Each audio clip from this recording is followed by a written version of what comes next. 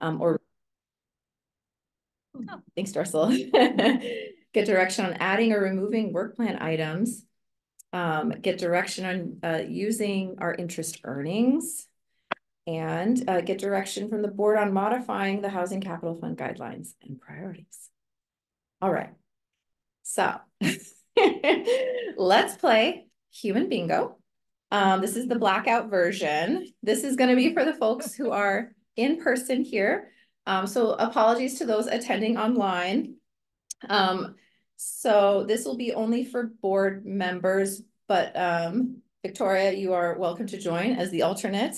And so everyone, Dorsal, do you have the papers? Great. Can you pass those out to everyone? So everyone should get a card and have some kind of writing utensil, pen or pencil. Your goal is to interview your fellow board members to find matches to the statements on your cards. When you find a match where the statement applies to the person you're interviewing, have them sign their name in the square. A single person may not be represented more than once on your card. You must fill in all squares to win. And the first person to fill in all squares and call bingo wins a small prize. Are there any questions? All right, we're going to take 10 minutes and do this. So let's go. Okay. All right, so let's get this. Sinar, yeah, I think that one's good. That's you? Yeah. Do I just? Oh, you do, okay. Yeah, so I'm Put me staff. here. I'm All actually right. Seattle Club. Oh, right. Great. It's funny. I thought I called it master. Right there. Put your names out. What about you? Okay. Well, What do you got?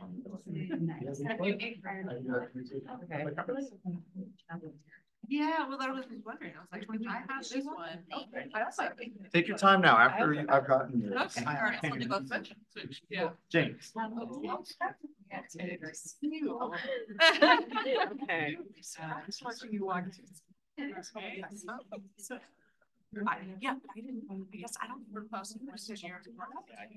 Yeah. And then. Sorry, I signed. Good job. Saw lots of your signs. I walked around seats and knocking on doors. Yeah. You see this cool sign. I tried this. Okay. What do you got? Yeah.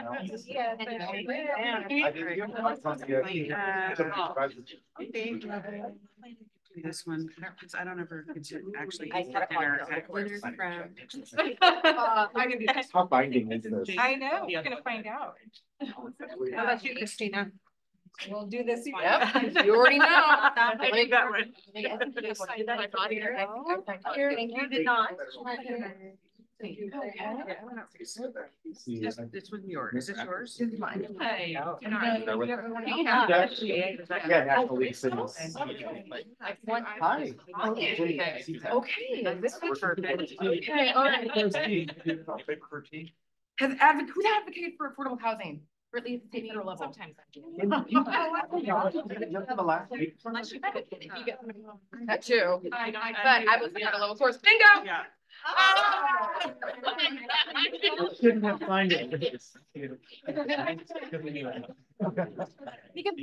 But you're saying I could have swapped your vote? I could have been down. Wow. I'm strategic in that way. Council politics, and I 2 minutes, 10 seconds. Who made this? Finance or budget? Who made this? Did I consult staff? Did you find fun facts out each of us did on purpose? I knew I had a feeling. Let's see. So are these all unique signatures? Yeah. Wow. Still fired.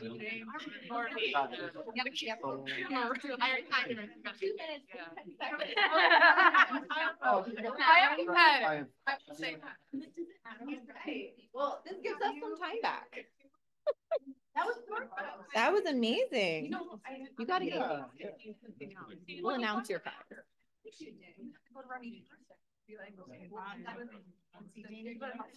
Strategic.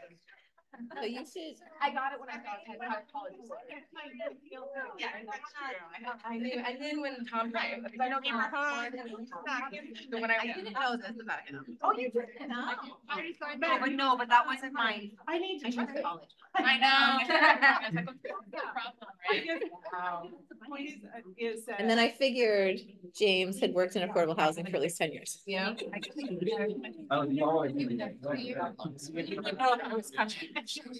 I didn't know you were coming. No, I thought you were gone. Oh, good. I'm glad that worked out. And that was fast. Do we have to accept the results with a motion and a second? We fact checked. Feels- Totally keep doing it. Can we do some parliamentary procedure to get that? It's not a slight, I just. All right. Mine was a college course. I'm waving to our sound man. All right. I love it. That was so impressive. So for the public record, we have to announce the winner.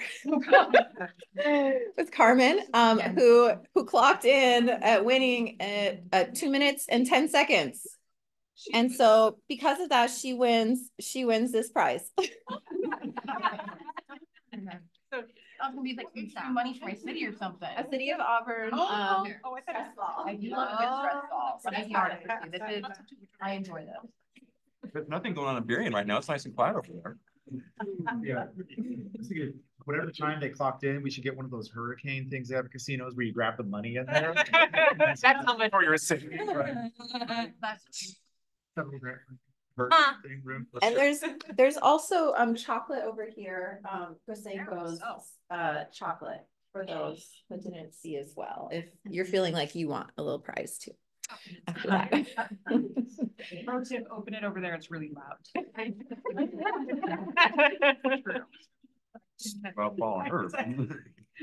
All right. Well, thank you for doing that. That introductory icebreaker. It gives us a little time back too, which is great, but we're right on time. So when we think about defining our coalition and who SKHHP is and what we do, there are two places that I usually look. First is our mission statement, which is listed on the slide. I'll read it out loud. South King County jurisdictions working together and sharing resources to create a coordinated, comprehensive, and equitable approach to increasing housing stability, reducing homelessness, and producing and preserving quality affordable housing in South King County. Second, when I want to ground myself in what SKHHP does and who we are, I read our interlocal agreement, which you all know about me, but with particular focus on the introductory whereases. So this is a lot of text. I'm not going to read all of it, but I'm going to highlight a few points. It says, whereas there's a common goal to ensure the availability of housing that meets the needs of all income levels in South King County.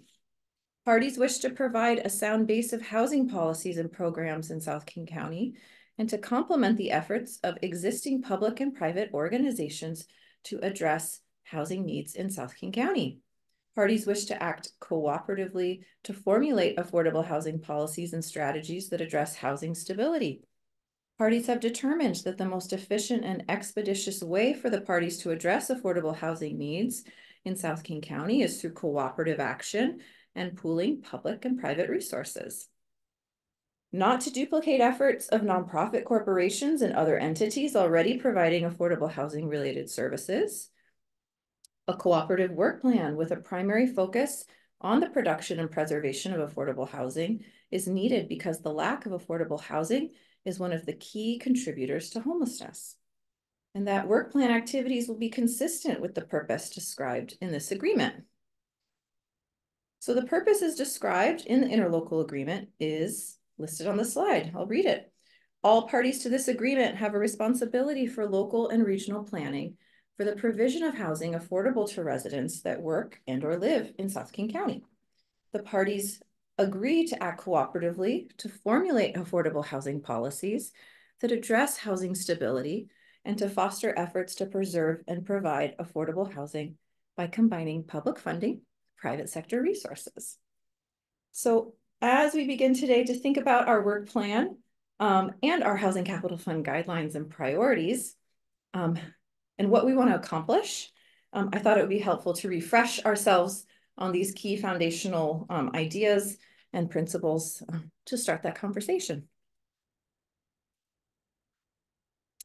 So to orient you with the overall process for the development of the work plan, I wanted to show this process diagram. We started last month with surveys to you, the executive board, and the advisory board. I shared an initial draft work plan with the staff work group and received feedback. Today, we're going to review a draft that incorporates feedback received from both of those surveys and that staff work group feedback. After the discussion today, I'll modify any needed changes to the work plan and budget, and then present it back to the advisory board, to our staff work group to get additional feedback. And due to my maternity leave coming up, my goal is for the board to consider the final draft of the work plan and budget based on the discussion today at next month's meeting.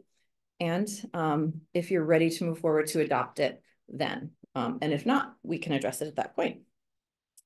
After the board adopts it, we will circulate it and agenda materials for each of your councils to adopt. And since I won't be here, your staff work group representative has agreed to shepherd the work plan and budget through your council process this year. So typically I would be the one that comes to your councils and presents it, but I will be having my baby then. So, all right. So at this time, if you'd like to follow along, please find either the red line version of or the clean draft version of the 2025 work plan and budget, so that you should all have hard copies in your agenda packets. It's also on the online agenda packet.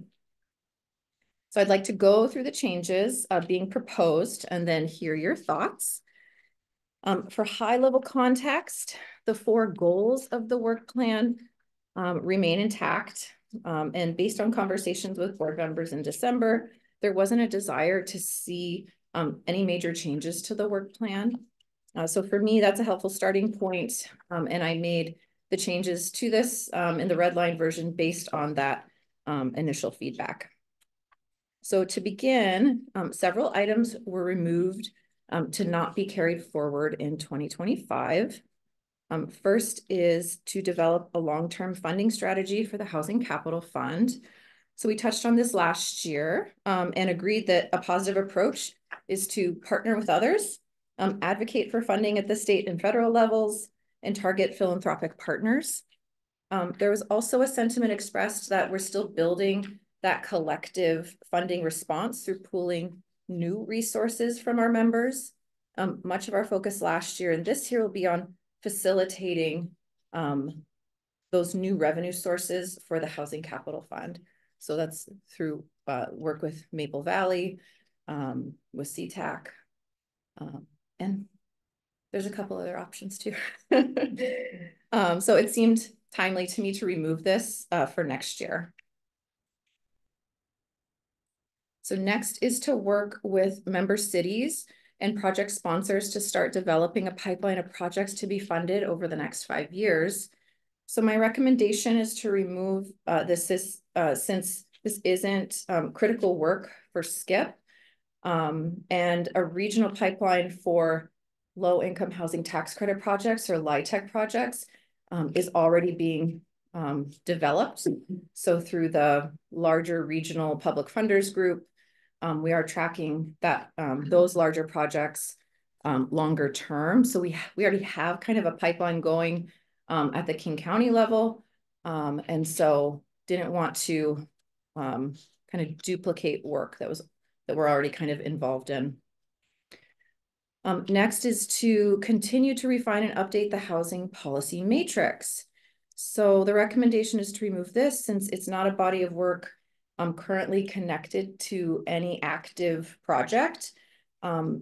This type of thing can always be administratively reinstated if we do discover that there is you know, a unified policy we all want to work on together. So that can be done easily on the back end. The next item is produce public-facing communications content that highlights South King County through social media and newsletters. So this is an item that we've been doing for the last year. We've been highlighting kind of stories from different cities in South King County specific to affordable housing. It takes up an incredible amount of staff capacity because we want to be producing well-vetted, accurate, public-facing materials. Most cities have communication staff that have gone to school specifically for this. And so we spent a lot of time working on that. And we do have a large number of people that subscribe. And so I would suggest that we not do it consistently, but that we do it when we need to advertise things like our housing capital fund, our notice of funding available, which is really the time when we want to get the word out about what we're doing. And then the folks that the board recommends committing funds towards, I think. So we could potentially be doing two newsletters a year instead of the 4 that we're doing. Manage the Affordable Housing Inventory Dashboard Contract. So this is referencing the Housing Action Plan Implementation Grant, otherwise known as the HAPPY Grant, if you recall, which was the contract that allowed us to develop the Affordable Housing Inventory Dashboard that all of your planners now have access to and can use in their comprehensive plan updates.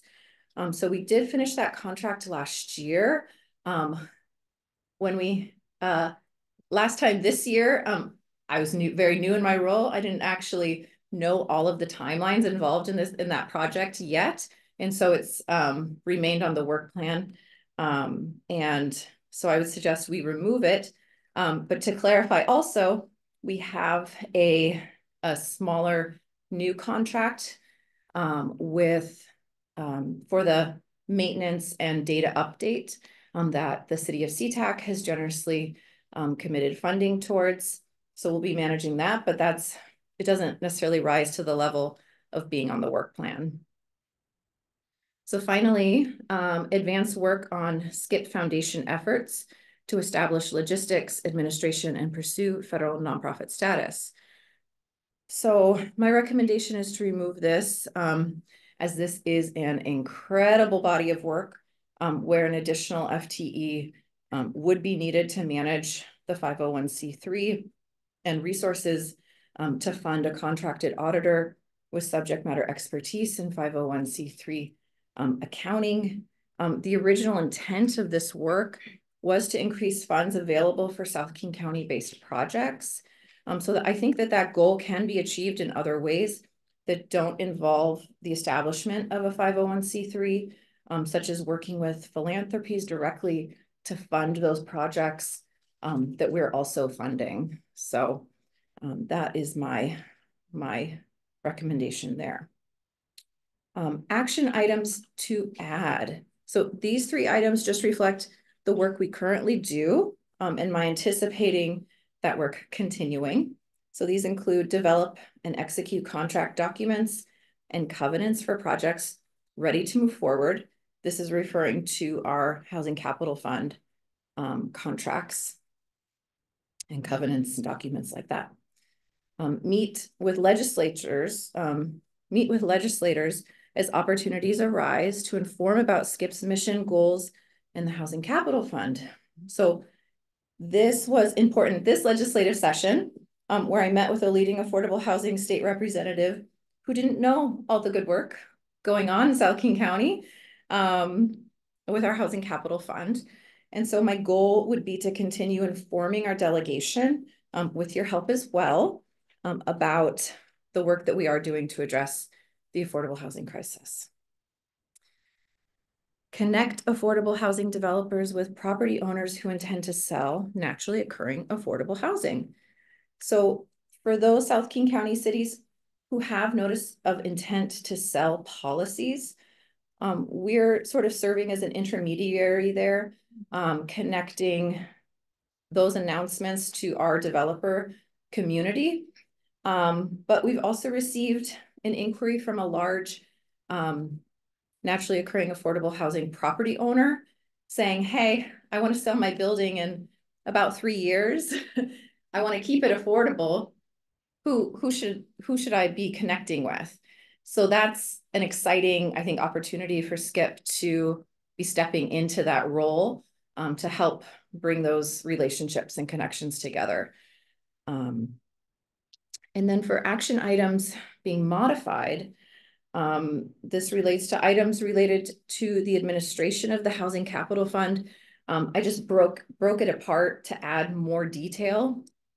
So the board and our councils have maybe a deeper understanding of the work that we're doing behind the scenes that goes into the administration of the Housing Capital Fund and executing all those contract documents.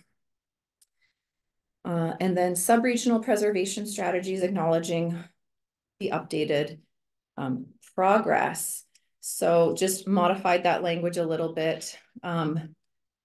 This year's language was about developing sub-regional housing preservation strategies and facilitating it through the process. And this language implies after the comp plans get adopted next year, are there any through lines that Skip can play a role in where everyone kind of took action on those preservation policies? And as a side note, next month, the intention is to bring to you that sub-regional framework that the planners have all been working on. So through we call it SKHHP for our newer members. It's the South King County Housing Planners Group. So looking forward to that conversation. So my question to you, are these changes that you can support? Do you have questions or concerns? Feedback. So can we maybe get the participant view back up on the screen so that way we can see if we've got members that are joining us online, if they've got questions. Perfect. Thank you. And we'll start over with Tracy. Thanks. This looks great. I mean, it looks like you incorporated all of the, the recommendations. I appreciated the survey ahead of time. 2 questions are, oh no, one was a comment. Number 14, I think it is, on actions, goal number 3. The meeting with legislators as opportunities arise. I just appreciate this more this year than even before, because I think sometimes our legislators, if they're out of the loop, they can begin advocating for something that's already been done, or advocating, not realizing, I guess, advocating hard for something, not realizing that, wow, we are already doing this work, and maybe they can pour into another aspect of it, or the unintended consequences of what they're advocating. Yeah, I mean, if they're out there fighting really hard for something that's already being done, anyway, that's why I appreciate that item. And then in number 15, connecting to affordable housing developers with property owners. Now, would that be proactive or responsive? Would you just do it as you would hear, or would there be some kind of a coordinated, organized outreach that you put time into? Somewhere in the middle. So what we currently do is, so every other month we meet with, or we convene the South King County Joint Planners and Developers Group, which is made up of, that's what it sounds like, housing developers and our planners. And the developers in that group had requested this kind of action from us. They said it would be really helpful if you could, send us this information through the listserv. So we kind of are taking our cues from how they describe the need, what's helpful to them. The phone calls, like the second example I described, that so far has been reactive, but my hope is through just continued networking and relationship building, people know that we are available to be that resource, and we do have those connections, and are always happy to help. And so, in fact, the person that did call me heard about Skip through one of our partners down in Olympia, you know, and so it's like, okay, this is good. It's kind of all about that relationship and networking. So much of this work is. So Okay, good. You know, every once in a while I get concerned. We've got 2 staff.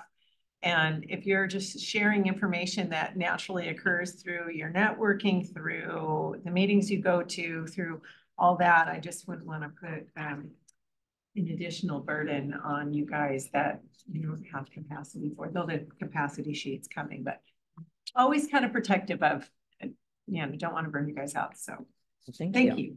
And also to just mention, that item is listed as a lower priority as well, so that helps us know among everything that we're doing, you know, it's on that lower end, and so we're not gonna burn ourselves out with it, right? If it's so, but thank you for me. Thanks. Yeah. Other questions or comments? Seeing some thumbs up and head nodding. I have one comment and follow-up to Tracy's last question, that item about the connecting the developers. Just want to put a caveat on there that cities are looped in those conversations. So if Skip is aware of a developer that is, or an owner that's looking to sell, that the city sort of maybe get a heads up in those conversations. I think we all share that goal, but I also know that at least I don't appreciate reading about things in the paper after the fact. So, it's might or might not be speaking from experience. So if we could just make that note. Yeah, I can modify that language and add that in. Thank you. Yeah, you're welcome. All right. Learning. So I think Anyone online? I'm watching. I don't see any hands raised. And Dorsal, if you see something that I'm missing, please let us know. All right, what else do we need on this? Are we? Oh, Carmen. Hi, sorry about that. So I did you mentioned it at the end of Tracy's conversation. Meeting with legislators as opportunities arise is also listed number 14 as a low priority. I don't know if I agree with that. And I was wondering, kind of want to open up the conversation here, because I feel like that maybe should be a more middle priority. With what I heard is that they don't really know what we're doing. This is a huge issue down here. I also, kind of similar to what Dana just said, we want to have more communications between each other, more collaboration. That should definitely include our state legislators, I would assume. So I don't know, what are some thoughts on that? I was curious. I don't know if it should be a low priority. I want to hear from everybody else. I'll talk about the prioritization of some of the items. So the way that we sort of balance all of the action items, like everything we want to accomplish on the work plan, is to prioritize them. So there's 3 levels of priority, higher, medium, lower. And really what that means, the higher items are the items that we absolutely have to do for our interlocal agreement requirements, but also for that are just acknowledgements from the board that this is fundamentally what Skip should be doing. So anything related to the administration of the Housing Capital Fund is higher. And all of that takes up a lot of our time.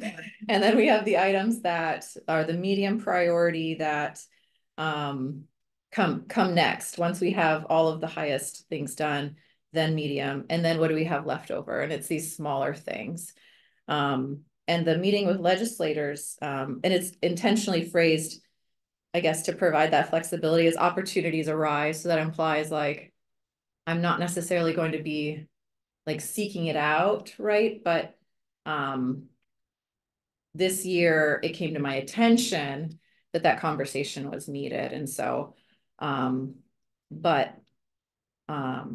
don't think this language or the priority level precludes me from proactively reaching out or getting more engaged next legislative session, given that it'll be the long session. And it may be a good opportunity for us to just get on the radar. So even though it's a lower priority, it doesn't mean it's not important. It just means when all else is being considered, that may be something where I can't take that meeting because I have to go and do this higher priority item. That's what that means. Did you have a follow-up question? I did. Well, then my follow-up question would be, and then thank you, that's very thorough, and I appreciate that explanation.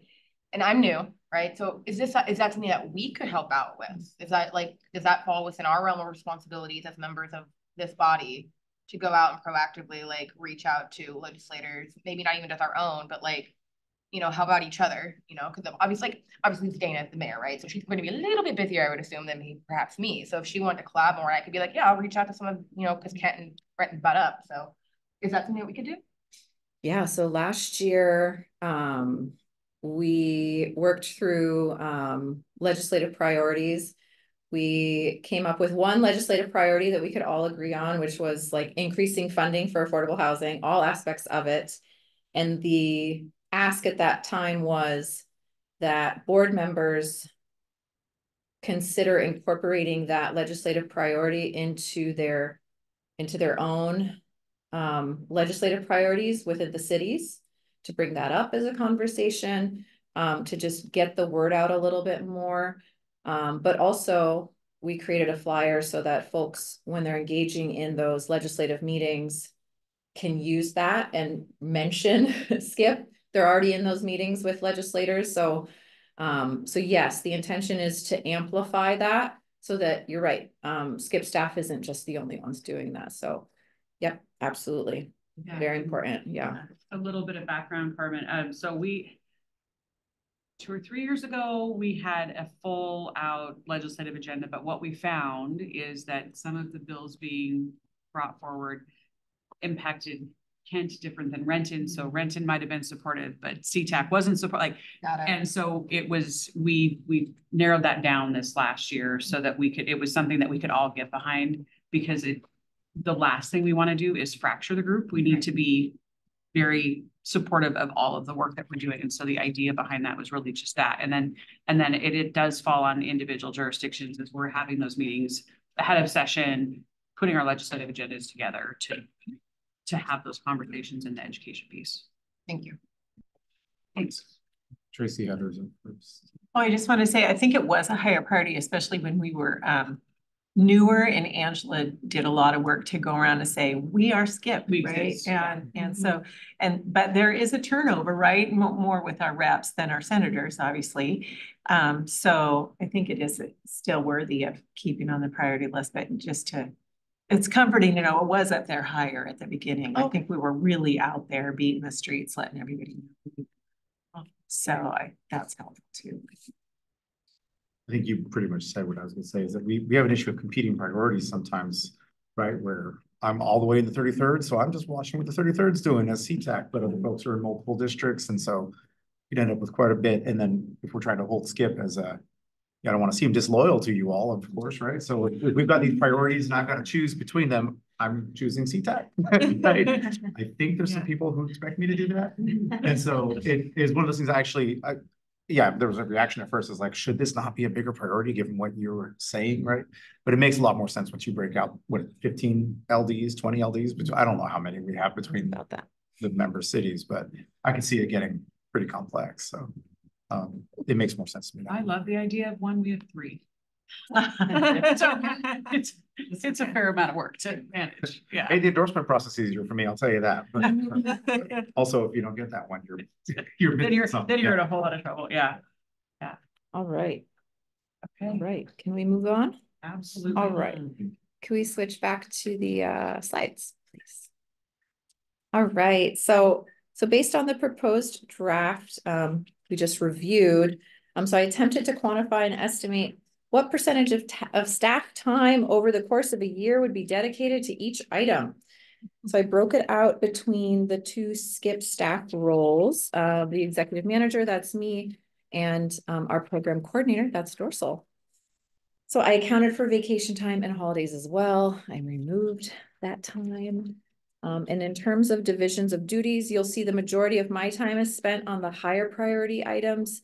I'm at almost 90% of my time, which is to be expected.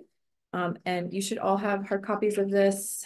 Sorry, I should have mentioned that at the very back of your packet. And just to highlight the amount of my time that's dedicated to the administration of the Housing Capital Fund under items 2, 3, and 4.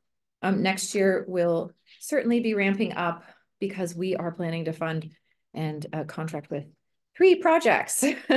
So full staff capacity for 1 FTE is 100%. Overall, my capacity is at 106%. This is also probably to be expected. I'm sure most of you are at like 150 or 200% capacity. So Dorsal has 95% capacity, which means he's able to jump into projects as needed or help me as needed. So this document is to help provide context for the work plan action items that we removed, but also to help frame the conversation we're moving towards shortly on potential items to add to the work plan that were identified by board members. So I'm going to go through go through these quickly here. These are the executive board responses to the question about if you had to remove 2 items from the 2024 work plan, what would they be? You were all kind of all over the map, which is fine. So the item with the most votes, produced public-facing communications, has been removed in the draft that we went over. A few votes came in for the 501c3 efforts to remove that, which was also removed. And a few votes for the 5-year pipeline projects item was also removed.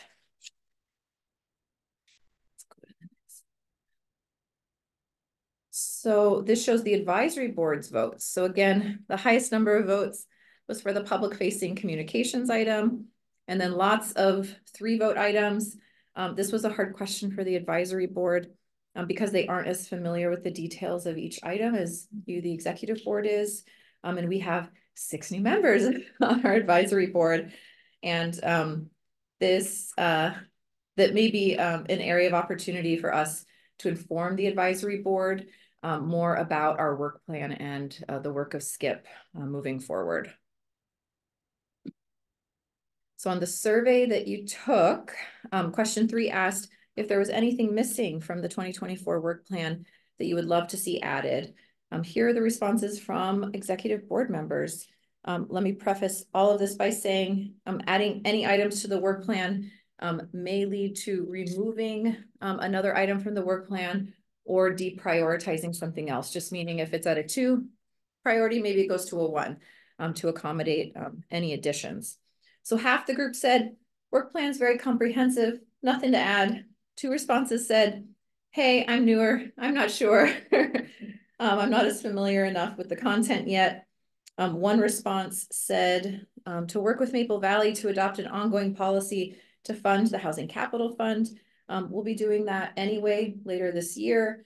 So I don't think it needs to be on the work plan. 1 response proposed coordinate sub-regional rules of engagement for organizations providing services for housing and homelessness in South King County to engage cities from the start.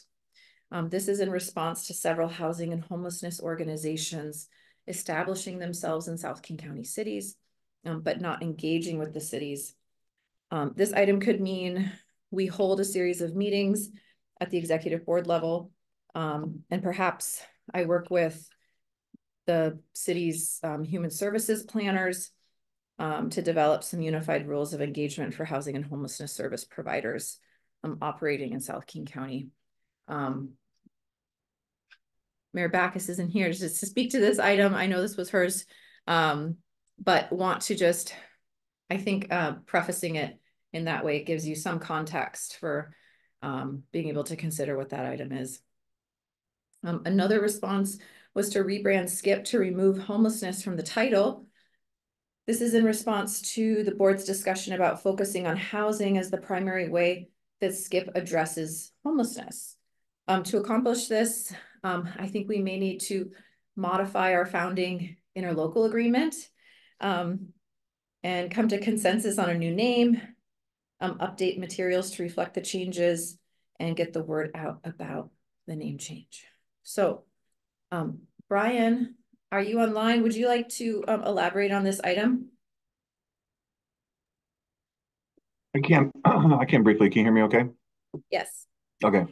I just in conversations I've had with some of my elected officials is when it's all around the word homelessness and how it's defined. And in our industry, what homelessness is a very broad term.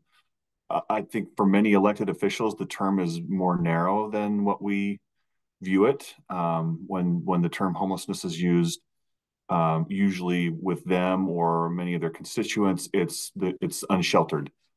And so our efforts have not been specifically targeted at the unsheltered part of homelessness. And I guess I should say further that these same elected officials have actually gone into, I've gone with them into several of the sites where unsheltered individuals have congregated or set up camp for the night. And they have personally tried to connect them with housing opportunities, and given them, a wide range of those options. And the response has not been that they want those housing opportunities. So in their minds, in the people that I work with, in their minds, that the unsheltered, when they use the term homelessness, the unsheltered and the ones that the constituents are concerned about, where they're congregating by businesses or doing things that are not compatible with what the neighboring businesses are hoping happens on their property. Their perception of these individuals do not want housing, and that housing is not the solution to their problem. So that's a long explanation to say that our I think SKHHP specific aims are towards solving homelessness through housing, which addresses a segment of the homelessness spectrum. But when we when I talk to my elected officials, the homelessness term is, we as an organization would be missing the homelessness part of what they would define homelessness as. So, and when we go to them to become members or funding, or we go to other organizations and we talk about homelessness, that's just a concern that I would have, is that we are marketing ourselves as a solution to homelessness, but it's only through housing that we are solving that problem. And it's the segment, the unsheltered segment, that we would be missing. So that's the explanation. Thanks, Brian. I see hands up. I want to move through all the options, and then we're going to talk about, I'm going to ask you all to vote. So I think there'll be an opportunity for conversation. Thank you, Brian. So the last item a board member suggested was discuss how best to honor homelessness in SKHHP's work. So to me, this means 1 or 2 meetings at the executive board level to discuss this and come to an agreement on how the board feels. So for example, the board may decide to go with something like Brian is proposing. It may be something else. But it would be starting with that conversation. And it's an outstanding question that seems to keep popping up. And this may help us as a group. And Mayor Ralph, I know this one was yours. Would you like to speak to this item? So thank you. I think it does fit somewhat in with Brian's comments. When we originally created SKHHP, I don't know how many years it's been, 5 years, 6 years. 2019? 8 years, something like that. The conversation really was around the prevention piece of homelessness. So preventing homelessness through housing. And so I think that that's where that came in. There is, and homelessness that term has evolved over that period of time. It does entail a whole lot more things than I think as an organization we would ever have the capacity for. And if you look in that interlocal, it actually references not duplicating work of other nonprofits or organizations. And so with the Regional Homeless Authority, which did not exist at the time of SKIP's formation, other organizations, Help Through Housing didn't exist, that all of those kinds of things. I do think it creates some confusion because your brain sort of goes to those types of services when you hear that word homelessness. It is a broader conversation, and as we're both working to educate legislators, working to educate new council members or mayors, new board members, all of those things, it continues to be a point that we discuss year over year. I will tell you in my thinking, so very supportive of this idea of helping define the works. I think Nancy's comment about that engagement, and again, it goes back to just, making sure that we're informing each other and that organizations are working within those boundaries, know what we do, know what they do. But it is probably a broader conversation and a couple of meetings worth of material to sort of sort through that. I don't know how we take that on as a body, but understand completely how that extra H in there is at the very least misleading to our original intent. And maybe it is, maybe we expand the scope. That's obviously a discussion before. Mm-hmm. So we're running 5 minutes behind. So yes, please. I would love to hear from you, but maybe. Were you going to call on Sonari or you? No, I was just laughing at. Okay. Well, a couple of things. So I think one thing to consider is there's a difference between solution and response. And so can we augment to say, well, we've got a response that's possibly productive or helpful. Another thing is homeless originally can be perceived as more like this is part of our vision. It's a tool, it's permission. And that doesn't mean that that we have to take advantage of that or that we have to respond to that vision right now. We're still, in my opinion, for a big organization with a big vision, we're still young and early, right? So it provides a pathway that we haven't taken yet. Now, I still think it's a little bit this is my opinion, I think it's a little bit too early to eliminate it. I think that there's possible opportunities that might be coming up in the region to either practice with a model, present a model, become a model.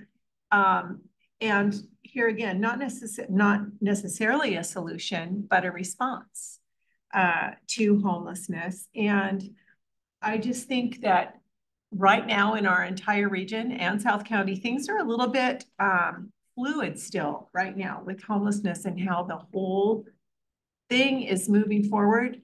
To just eliminate that right now in the middle of this fluid time, you never know, we might have an opportunity. So I think maybe if you want to eliminate it, maybe consider that in another couple of years. But being young, I think it's still a good opportunity for us to, I don't know, maybe respond, maybe not. So those are my thoughts. So I'll also say everyone here in this room is going to get an opportunity to vote. And so, so I want us to balance our, I guess the dialogue, the discussion with how you actually feel, how everyone feels about like the three options, just to kind of see where we're all at. Cause then we'll have a better idea, I think, once people vote. But I still want to give you the opportunity let's take the comment. Yep. Yeah, I think it's important for us to have this conversation before we vote, right? So everyone can actually vote informed. Sure. Right? And so I have a couple thoughts that were coming through my mind. So as somebody who has worked in direct service, who's lived here my whole life, who also teaches, there is a very vast definition of homelessness, right? I've worked with students in South King County who have lived in their cars. When I think about the wide variety of services offered, and I'm saying this with quotations because all variety, like it's a very wide variety of things. Sometimes they don't allow pets. People have pets. They don't allow you to bring all your things and they don't allow you to have with a partner. They are single gender. There are barriers to a lot of these things.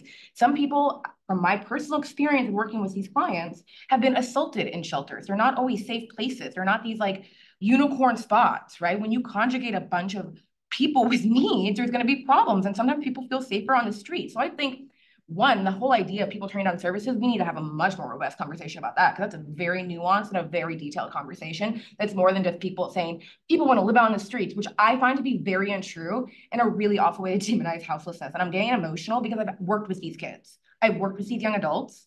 There's a lot more that we could be doing as a region. And I agree with everything Tracy just said, because the opportunity may very well arise. It is way too early, in my opinion, for us to remove this. Secondly, I don't think that we can always we're not going to be duplicating the work. You gave us a really good detail of what you want to do based off priorities. You also know the organizations and what they're doing. They're the way to complement each other and collaborate, which I saw in part of your work plan, which I think is absolutely necessary. Additionally, when it comes to trying to identify and figure out how we're going to attack this houseless crisis. It is not just criminals who want to live on the street. It's people who are getting priced out because of rent prices. We know our rent is going up through the roof. And they just killed rent stabilization. So there's a lot more that I think we should be focusing on than removing the title of the name because we think it misleads people. I think it encourages us to actually do more.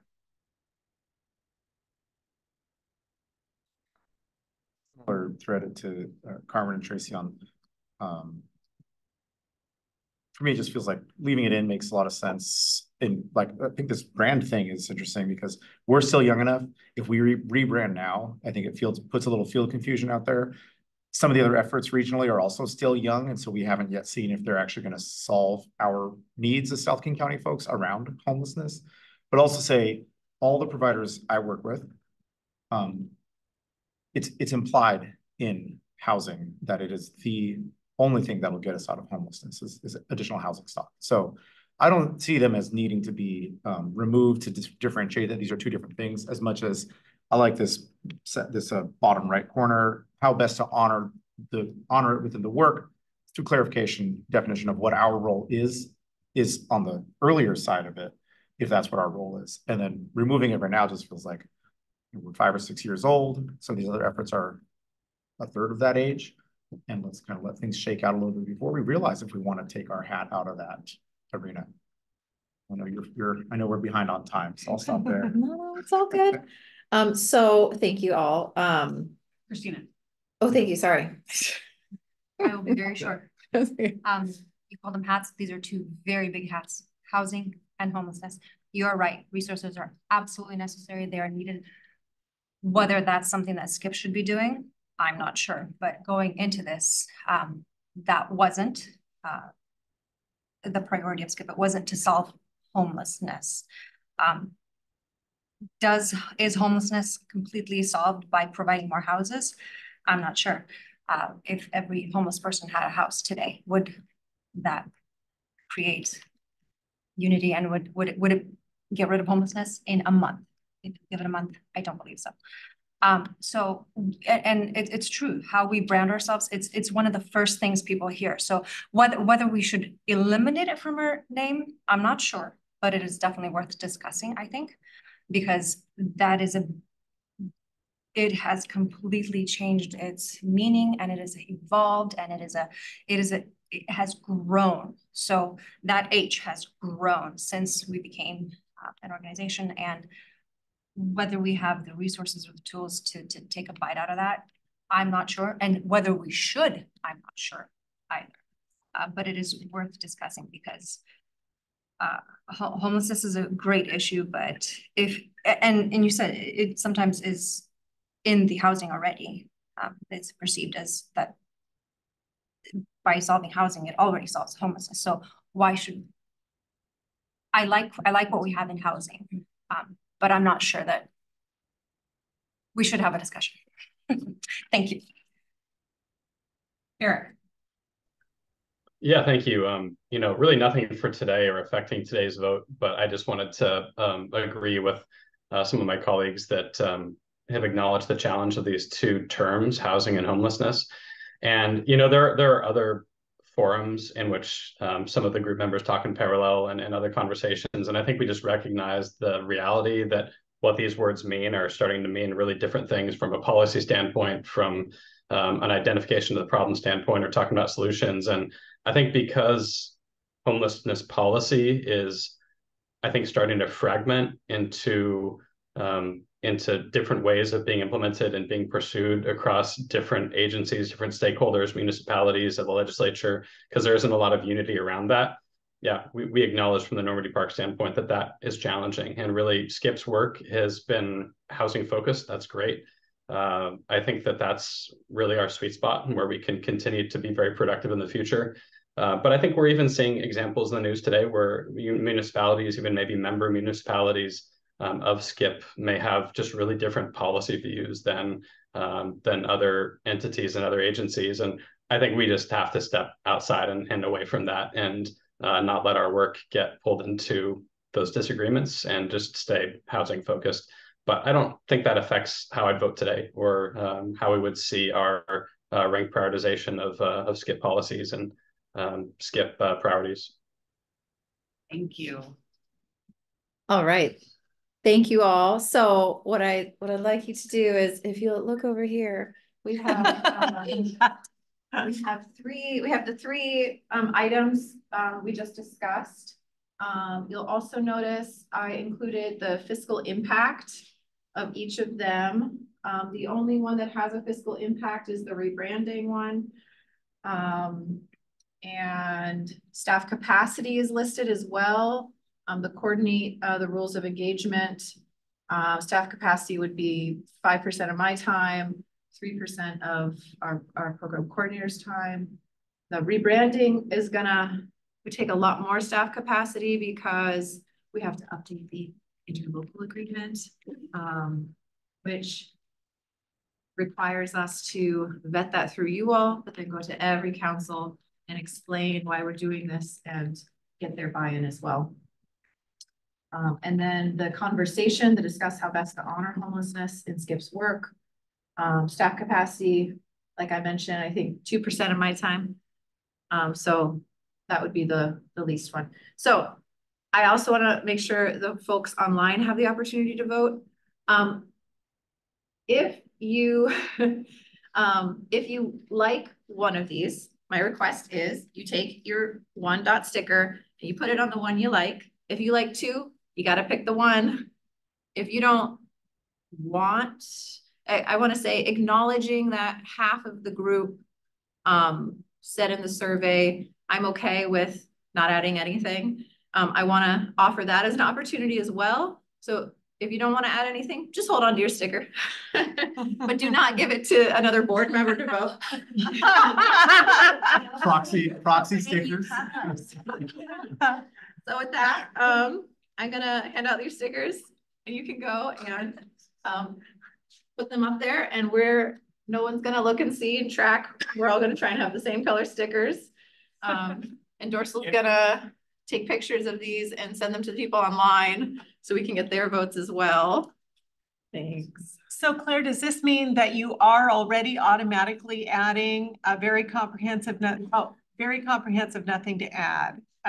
Meaning newer member, therefore not, and the those Valley were thing was gonna happen anyway. Yep. Okay, So so 3 of them are. I see. So the only 3 were the 3 that I'm like, oh, there's a blue block up there. What does it say? Nothing. Nothing. 2 different ways to say nothing, importantly. Okay. All right. Yes. We have Well, that's almost Same thing.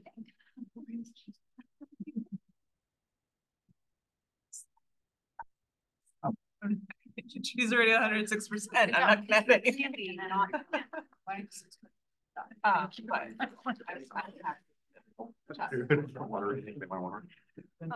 We have had the discussion a few times. I will be not this year. Not even discussed. All right, lots of votes for the discuss. 1, 2, 3, 4, 5. That's almost half. So for those online, Dorsal's soliciting your vote. Put it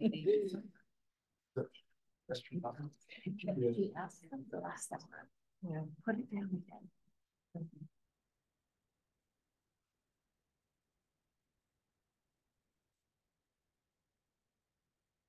Any word from online? We have one person holding on to their dots online. One person holding on, and then there's one other person, right? I haven't received a response yet. Okay. Sounded like Mayor Zimmerman was leaning towards. The quote in the chat Federal will also be holding on to their dots. Eric Zimmerman posted in the chat, I like the idea of just maximizing effort and quality on our existing workload and scope. All right. Has everyone in the room voted? I'm holding my vote. We're holding your vote. All right. 1, 2, 3, 4, 5.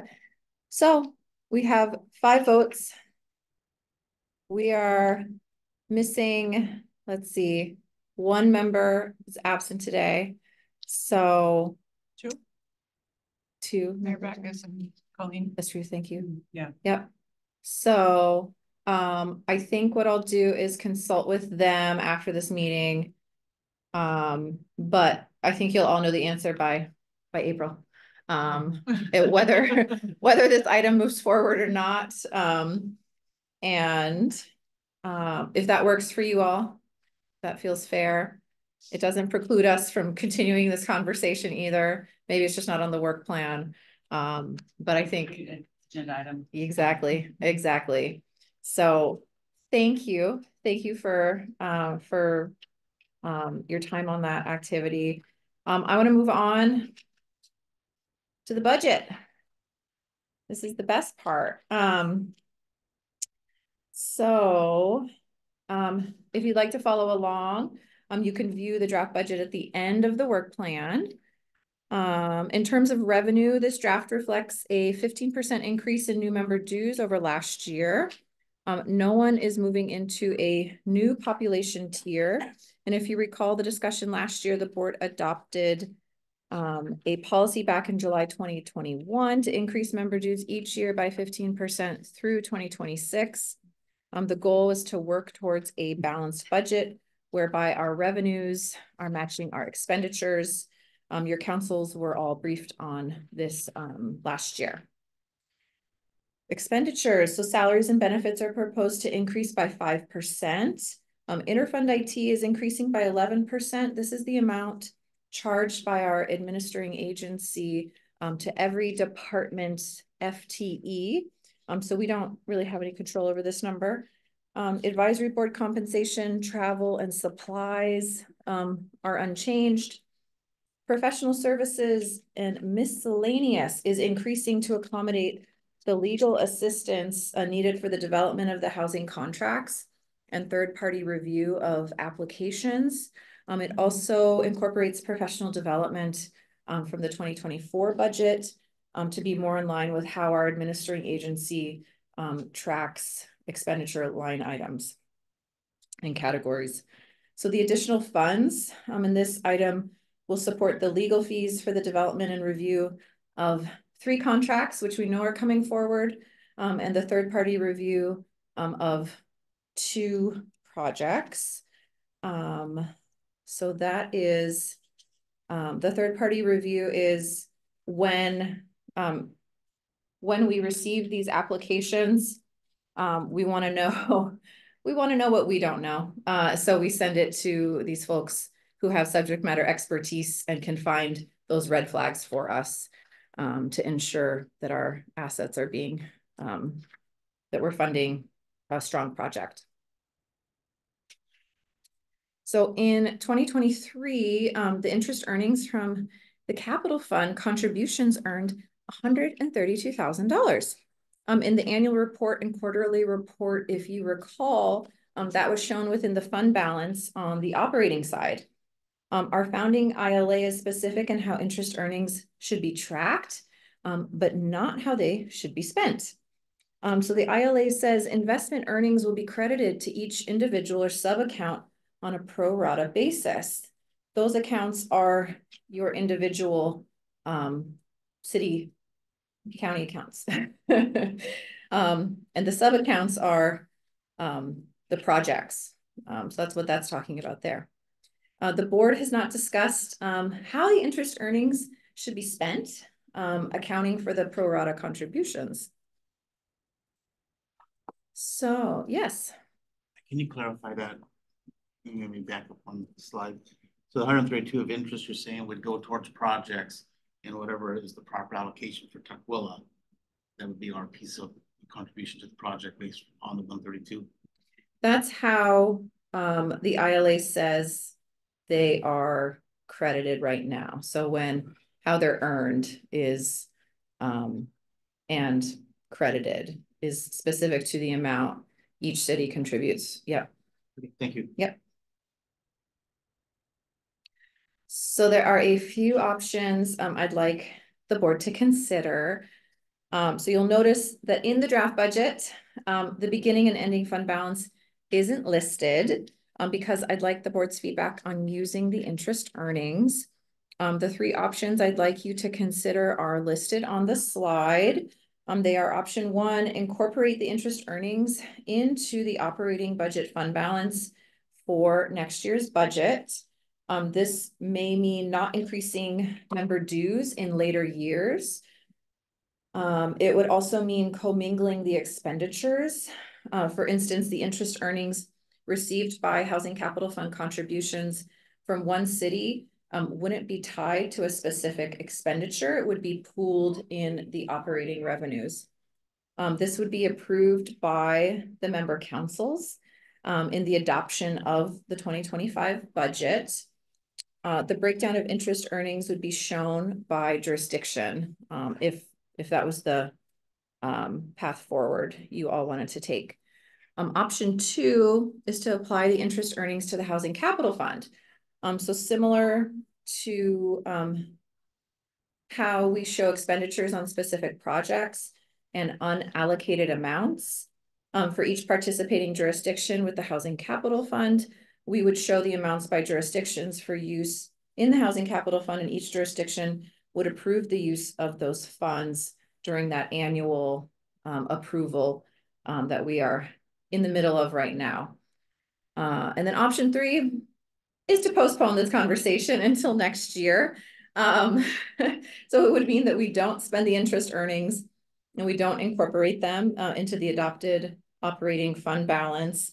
I realize we're trying to pack a lot into this meeting and next before I go out on maternity leave. And so wanted to provide that option if folks were feeling rushed on this.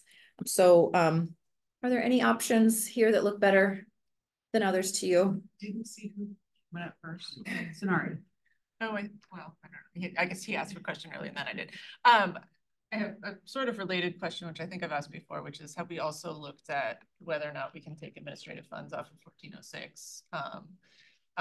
Because as we're talking about operating fund and what we have available to us, you know, that I think is another source to look at. But that's separate from this question, so we're gonna get to that later. Yeah, okay, hopefully, cool. I hope. And then I think on this one of the just contextual things I'd offer is that we are seeing, from our perspective, deals are getting more and more complex. So something that used to be like, okay, we'll just send some paperwork around, everyone's gonna make a few edits to, you know, the contracts or the covenants.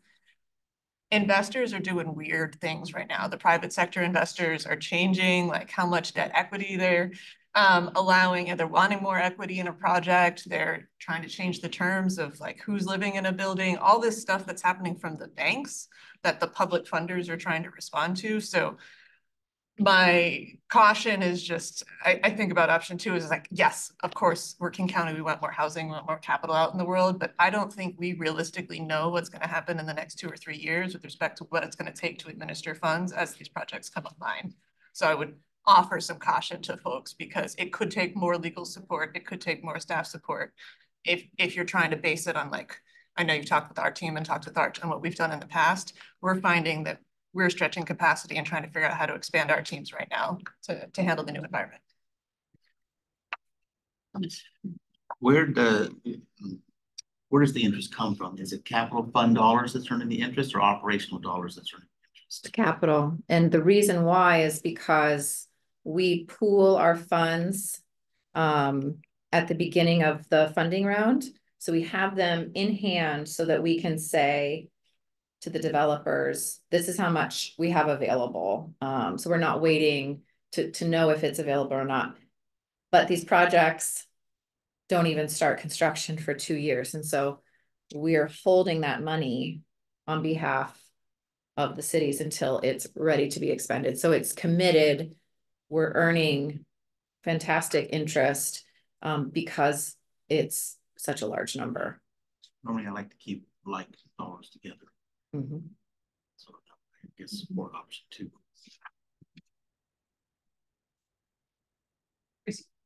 Yeah, I also think we need some clarity about does 1590 allow operations? My understanding is not, though. No, I know so- some one municipality uses it for operation. Well, but that could get you in trouble in the future. I'm not naming I think names. that we would need a concrete answer about 1406 and 1590 if they can. And I would have said, oh, absolutely, capital, but listening to Sonari makes me feel like, well, let's be as strategic as possible if we need, but if you can't do it anyway, are we sure that we can do number 1? Even before you are sure. Yes, that 1406 can be used for operations and 1590 can be used for operations. So 1406, 10% can be set aside for administrative costs. And later in the presentation, we get to the Housing Capital Fund. I can just tell you now. I haven't done the research on the enabling legislation that everyone has in place to know if that's a possibility for SKIP for us.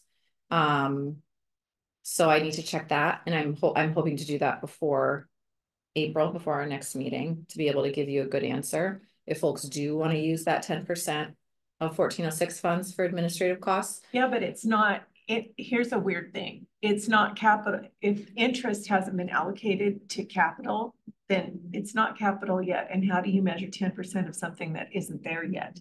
Meaning, is there a law in the restriction that says any interest made with this is also considered, if 1406 funds earn interest, is it automatically 1406 and you have to, I mean, that it's in the weeds, but, or are we free to allocate it as anything we want if it's interest? As far as our, the legal advice we're getting, it's fine that we have the option. Yeah, because it's the city of Auburn's, who is earning the interest. Like it's their infrastructure that we're using to accrue that, right? Well, earlier on when we first pulled together, I remember there was this kind of complicated equation for spending down because we had an overabundance in the operations, right? And we were spending it down. And then it looks like a couple of us have increased our contributions. So are we no longer spending down? Have we kind of finished with that equation and we're even, like all of our revenues right now scheduled pay for operations? No, so that's part of our issue too, is we spend more than we bring in member dues. So we're still spending down. Even with some of these increases. And that will be that like will in continue. 2025. Will continue. So we either need to raise our contributions in 2025 or see if we can grab some of this. So, so the executive board adopted the policy in 2021 to increase member dues every year by 15% through 2026 to work towards that balanced budget. And I think we can still get there. Okay. I guess there's a variety of factors, other big caveats, like if of course, we have a new body of work. If we need more FTE for something to accommodate a work plan change, if the cost of administering these contracts like skyrockets, and so just some things to consider, but it would mean us then just reducing spending in other areas too. So getting back to the work plan. Okay. I'm gonna pop in real quick. Just so the bulk of these funds are generated by Kent's contribution. Okay. Only saying that for context, just because weighing in with that, like, I am 1,000% supportive of the collaborative nature of the way we do things here at SKIP, and I do not, I'm not real comfortable with, we'll allocate this much back to Kent. I think we're doing this collectively. I do, sorry, to your point, and maybe for a little bit of a different reason, like the idea of using it to stabilize our operating fund if we can, making sure that we're across the board. Knowing that at least Kent, and I think all of our cities, continue down this path of our fund streams, we're not generating enough revenue to cover the things we need to do. The idea of out years, the potential for significant increases in membership makes me anxious. And I really, and I'm looking at my human services manager shaking her head because it's her that has to come and say, we're getting more money. We need more money for the dues. So if we can check all the boxes on the ability and those kind of things, I would like to see that money go into operating fund to stabilize dues and potentially those increased costs as it takes us more outside services to negotiate things. So just want to sort of weigh in with where I think Kent lands on this. So yeah, I was just going to say we employ this internally quite a bit on the balance of what we call the HCD fund, the Housing and Community Development Fund, and particularly on our TOD, our Transit Oriented Development Fund dollars, is we take the interest off that fund balance and use it to pay for staff who then administer housing programs. We're probably the jurisdiction using 1590 for administration. No, I didn't say I it. don't know. No, but, I wasn't thinking of you. I know we are, right? I know within the way that we manage health through housing funds, we are paying for the staff who administer that program out of the overall tax proceeds, whether we're doing it based on interest or within the implementation plan. I couldn't tell you. The implementation plan is 170 pages long. But my team knows that. But I just think it's not an abnormal thing, I would say. And it also, I think, solves one of the problems that we have is we might have a lot of sources of funding, but not many of them can pay for administrative and operational costs. A lot of them can only pay for the program. And so what the other strategy we employed, which is what to look into on 1590, is where is it that you can apply project cost directly to a staff person? Like a person is only working on deploying those funds for the purposes of fulfilling a project that is, using those funds, then we try to see where we can allocate that staff person's time to even if the legislation is silent on administrative costs. That's also something our lawyers are comfortable with. I don't speak for the city of Auburn's lawyers. So, on 1406, there is very clear legislation that says 10% can go to admin. 1590, I think, is a little more silent on that, but I'd have to double check. But I just, the general idea of interest being able to pay because it becomes more flexible once you have it, that's something we've done quite a bit. Mm-hmm. Okay. It's very helpful. Anybody online that has anything they want to add? I just want to make sure we're not missing or leaving out our friends that are up to 11 chat comments when we had 2 before. Is there anything we need to? Yeah, anything in the, is that from the voting? Yes. Okay. Okay. There's nothing related to this topic. Okay. So, so based on the conversation, I'm hearing general comfortable feelings of applying the 132,000 to our fund balance for the operating side. We'll talk about, I'm thinking for the 10% set aside for 1406, that may be a conversation for next year because if we have that fund balance, like we may not need that this year. And there's some unanswered questions that I need to get clarity on too. And I think we did hear a desire from the group to get that legal opinion, just to solidify it so it can go into the back of that. Oh, Eric. Yeah, in terms of increasing the share of costs, just in principle, I'm sure Normandy Park would approve an increase in spend. Of course, our contribution is very, very small, but if it were to become a conversation of the members agreeing to increase the proportion of costs that we bear, I think our city would support that conversation moving forward if it meant that our staff would have more funds to balance their budget. Thank you. And I also want to clarify for folks, I think my intention would be to continue the policy of increasing dues through what we had already established, to not kind of disrupt that, because I think we talked to all of your councils last year about it. We gave the warning, it's been budgeted already. And so would hope I have your support in that, because I think it's hard to backtrack once you get going. And so I think it would be better to go through 2026 and then pause as we can budget forward and predict. When I get a chance, can we get a cover letter on this, just so I can brief my counsel on it? Ask questions about this, and I know we're going to have some asking detailed questions about it. So this will show up when the work plan and budget get adopted at your council, and it'll be included in the agenda summary and all of that. And we will have a detailed breakdown of each city, of each jurisdiction's interest earnings that would be applied to this.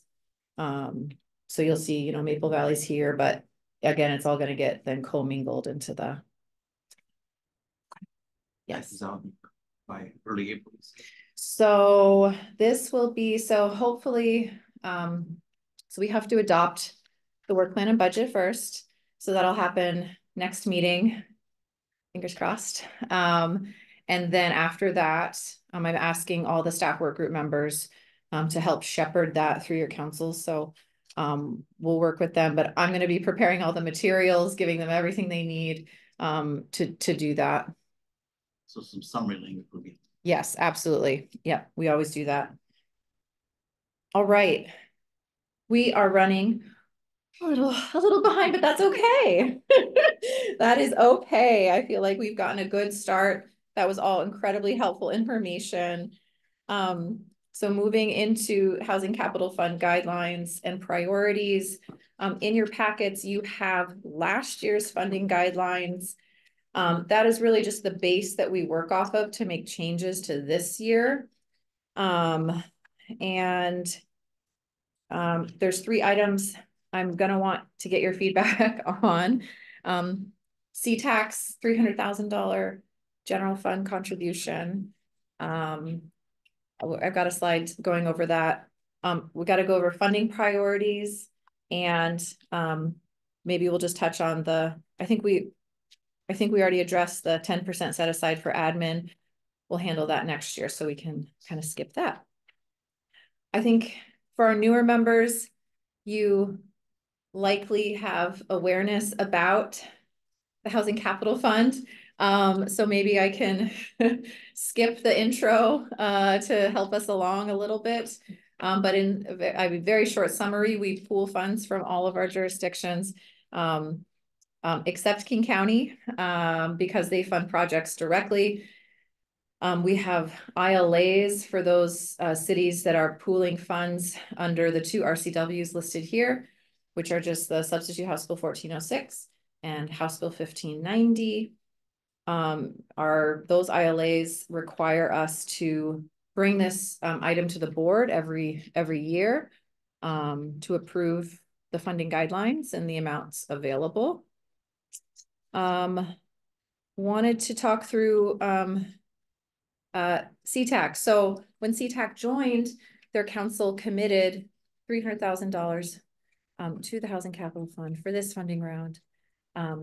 Unrestricted, but I will caveat that by saying I did present to the council. They asked, well, I mean, like, what do you anticipate the funds being used for?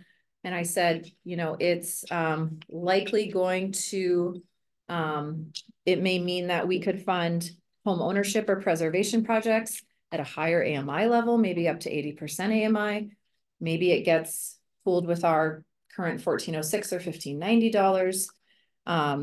So, you know, there's parameters that were communicated that we're not going to be doing some wild, unrelated thing with the funds. That, you know, we do have our guidelines established. And so wanted to talk through some options for the board to consider. So one of the more flexible options would be to add it as unrestricted to the funding available and see where it may fit based on the applications that we receive.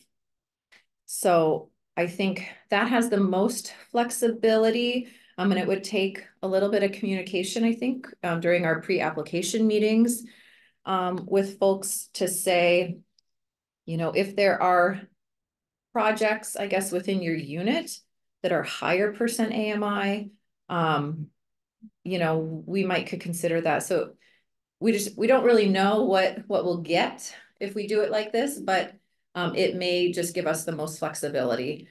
One other option is to add it to one of the restricted categories. So just apply it to the $1406 or the $1590. Or if there's a specific item you want to set it aside for, like preservation or rehab or home ownership, up to 80% AMI. I'm sure there's an abundance of ideas in this room as well. So wanted to ask for your thoughts. The first one.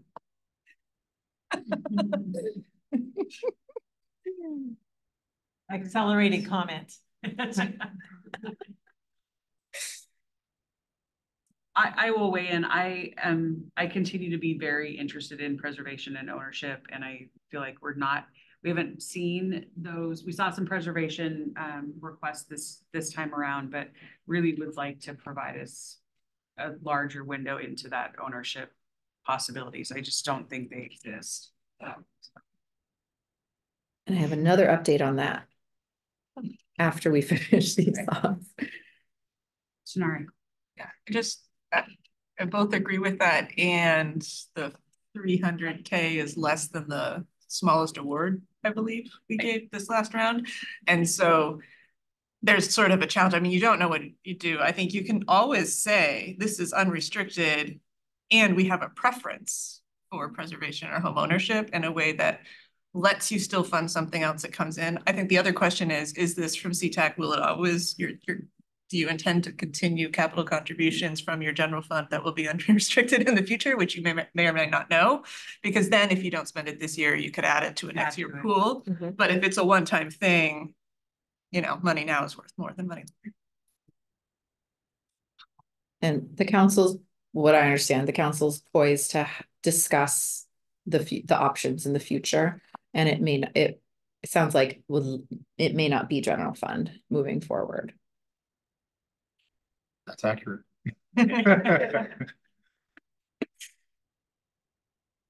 What questions? Anybody online?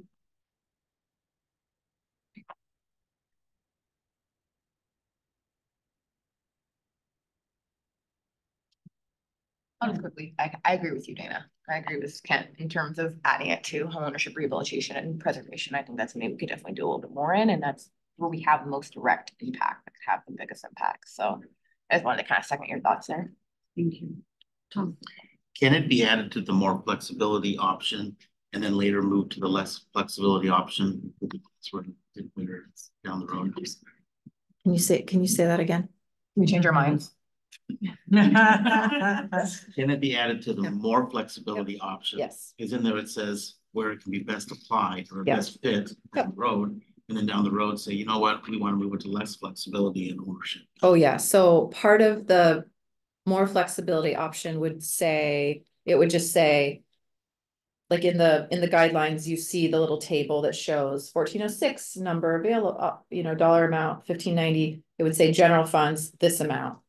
And then we can clarify eligible uses within the guidelines. And we could say unrestricted. Get the applications. If there's a project, let's say we expend all our funds, but there's a last project we really love and we can only partially fund that, maybe we just apply it there. That's just one example. So yeah, it means you can do, depending on the applications, you make the call. And that would be something that the advisory board would be advising us on. And then that we'd be discussing here as well. I appreciate your scenario. I'm making sure that people can see where I'm pointing. Yeah. So I'm okay if we can do something to maybe increase the emphasis on reaching out to those types of developers. Again, caveat it to, this is really what we would like to see. I don't want it to go unspent because nothing comes through. And to your point, unfortunately, $300,000 is not going to make or break a project. But with some sort of an emphasis on the fact that that continues to be a priority for SKIP. Tracy. And I think, didn't Colleen in Burien say something about that homeownership project that was rejected last round? She had high hopes that it would be ready this next round. So that was at the eco housing. Yeah. And so I had high hopes for that too. So James Alberson from the City of Renton said in chat that he is in agreement with Dana as well. Christina. Thank you. I like both options. Obviously, yes, I would love to see it towards preservation or rehabilitation. But I also like to have the ability to be flexible as well. So I agree with the caveat that I don't want to lock us down on something, but also we don't have many unrestricted funds within SKIP. That doesn't come often. It sounds like it might not come again. So to have the ability to plan for should something come up like that project, it would be, I like option one with an understanding and of more conversations towards preservation. I think there's a lot that several folks here that like that idea. And I'm going to play devil's advocate with you all. If we don't get a preservation application or a homeownership application, so that's why I guess the more flexible option would allow, then you could have that discussion. Do you want to hold on to it to fund something later? Do you want to apply it? I think that's what, I think that's exactly where people seem to be landing. Is there knowing that the intent behind it is and for a later conversation, but I will absolutely be bringing up the how do we conversation around how do we increase interest or help to those types of projects. And we've got an advisory board member that might know a thing or two. Yeah. Okay. So I'm hearing more flexibility. So I'll develop some language for you all to consider. That would be in your agenda packets for next time. Doing a time check. We have 10 minutes. We're going to get through this pretty quick. These are your current funding priorities. Thanks, Victoria. These are all detailed with descriptions in the Housing Capital Fund guidelines. One item to clarify is home ownership. Right now, the language says, let me find my notes. Actually, I'm going to start with preservation.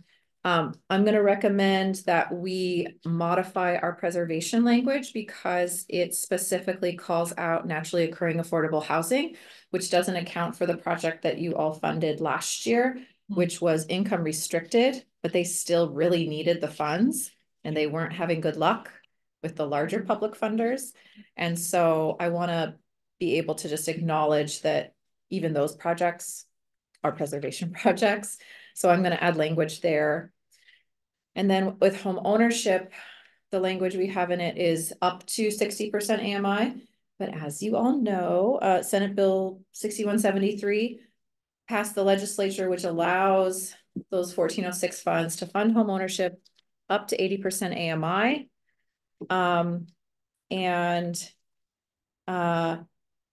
We have about 4 cities that likely need to amend their enabling legislation on 1406 in order for us to do that.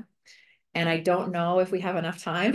And so I think how I think we could achieve that if folks really wanted to is I would let the cities know who this applies to.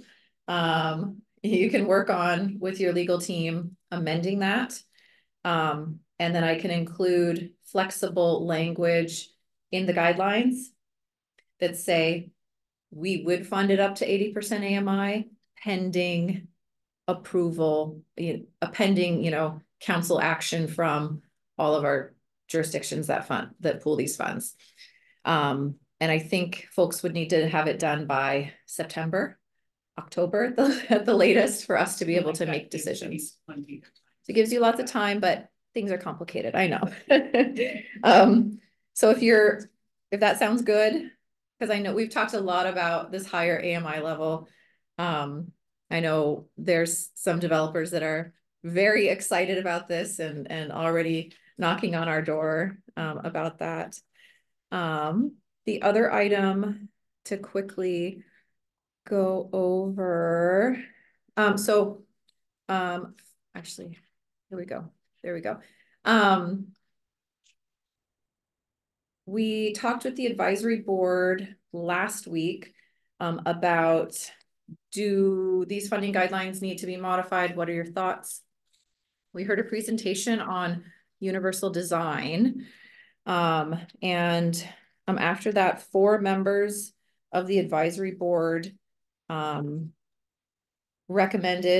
wanted to see universal design incorporated into the guidelines as a priority. 3 members were unsure. 2 members were silent. So there's not consensus, but I let them know I would bring this to you anyway. Universal design is the design of a housing unit to be usable by all people to the greatest extent possible without the need for adaptation or specialized design.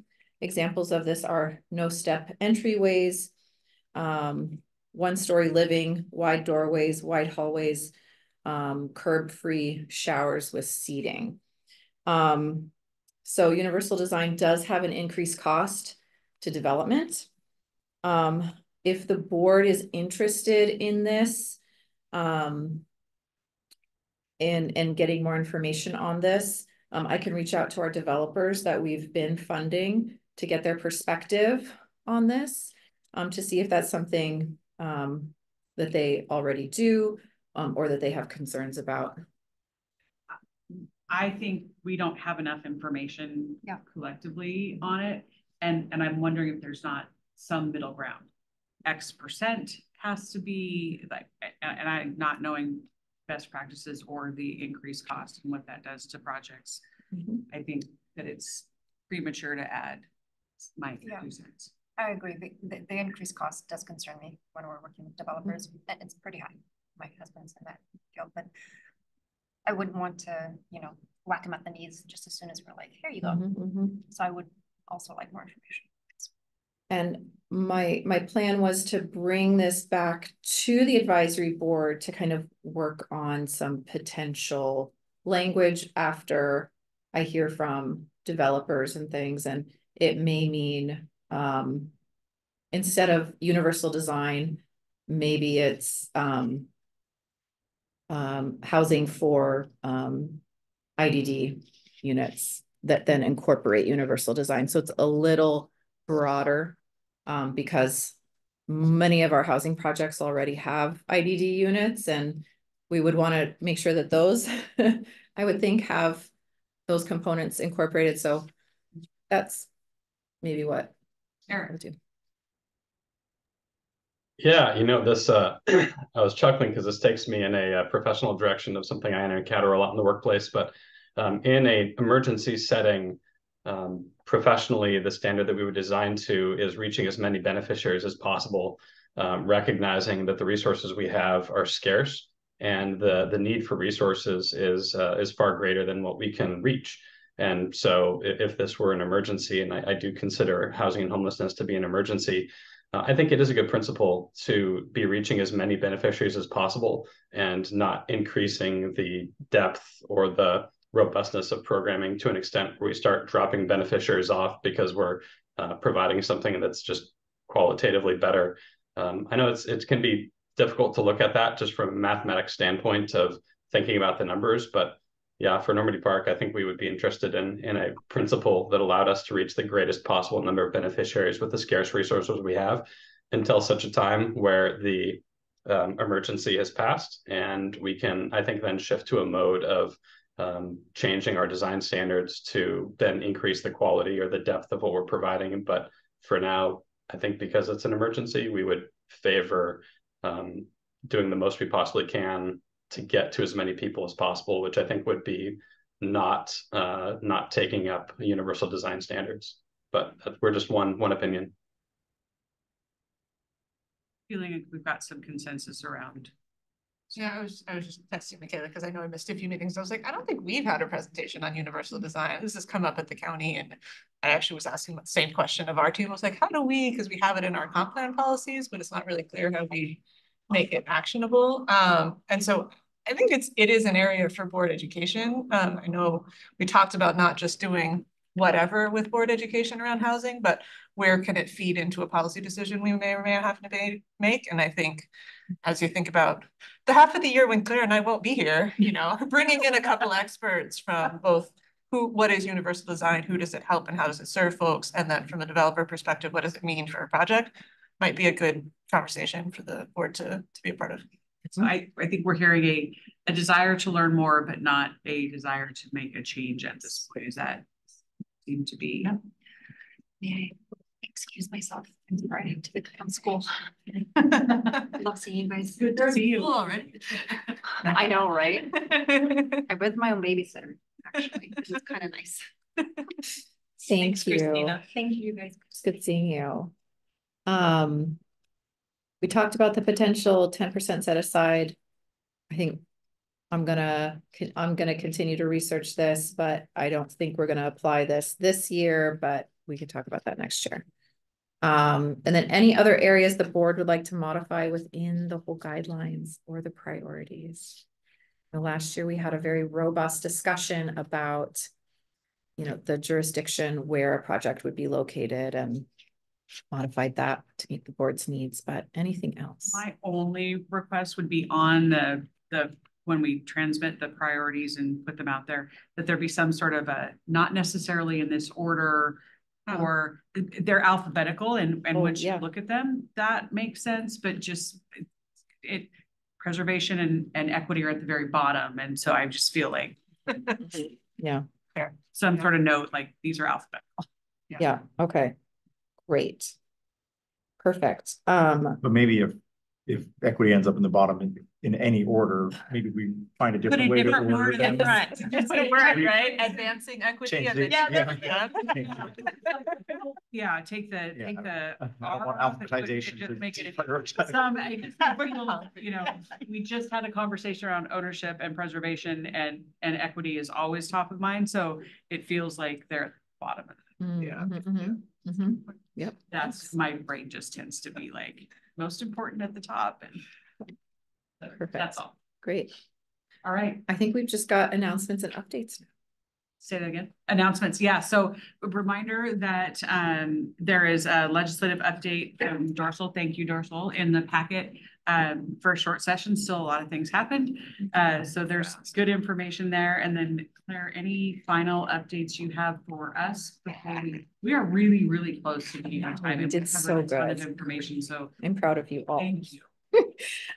So I am planning to take 19 weeks off for maternity leave. I want to let the board know. So I'm likely missing our May through September meetings, but I've arranged for Jeff Tate, who is the former community development director here at the city of Auburn, to serve in my place.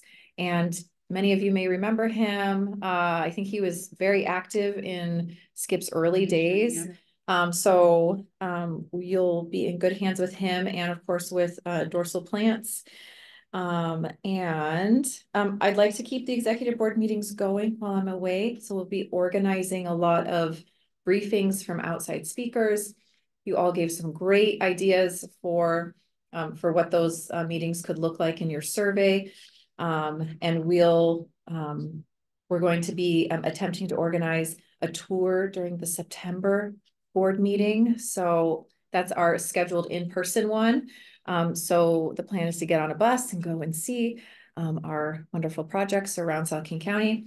I may do like a surprise drop-in for that. And then as long as you bring a baby with you. Yeah. Honorary board members of a tiny variety. Yes. Yes. And thank you for supplying those. happy to. And just so folks know, most of Skip's work will continue in my absence, except for the contracting for our projects. And so luckily the timeline just works out really well. But I will be finalizing our Habitat for Humanity contract in Burien later next month, and our Victorian Place 2. They want to close on that before I leave too. So we're on an expedited timeline. And so Jeff and Dorsal will be your points of contact in my absence, and they'll take good care of you. And if you want more information about my coverage plan, I'm happy to provide that to you at the next meeting if you're interested. But next meeting will be my last meeting for a while. So didn't want to just surprise you with that.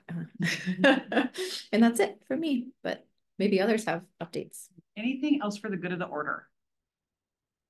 All right, again, thank you everybody for the fantastic conversation. I feel like we covered a lot of ground and had, like I said, it was just really good conversation. So with that, we are adjourned, and go and enjoy the sunshine. So who knows? So, thanks everyone. On Monday, so. Thank you. You see, it was gonna say.